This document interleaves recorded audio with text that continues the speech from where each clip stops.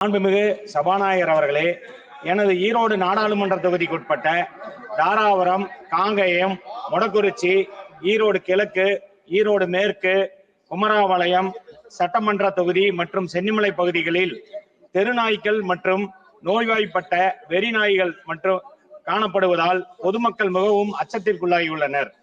இதில் கிராமப்புறங்களில் விவசாயிகள் கடும் பாதிப்புக்கு உள்ளாகியுள்ளார்கள்.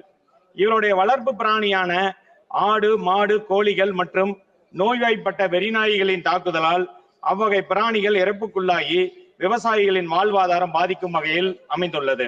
வீட்டில் வளர்க்கும் நாய்களில் நோய்வாய்ப்பட்டு அது வெறிநாயாக மாறும்போது குழந்தைகள் பாதிப்புக்குள்ளாகி உயிரிழப்பு ஏற்படுகிறது.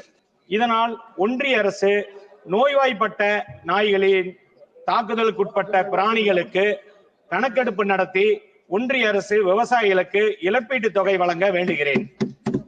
அதே சமயம் நோய்வாய்ப்பட்ட நாய்களை கட்டுப்படுத்த ஒன்றிய அரசு சட்டம் திருத்தம் கொண்டு வர வேண்டும்.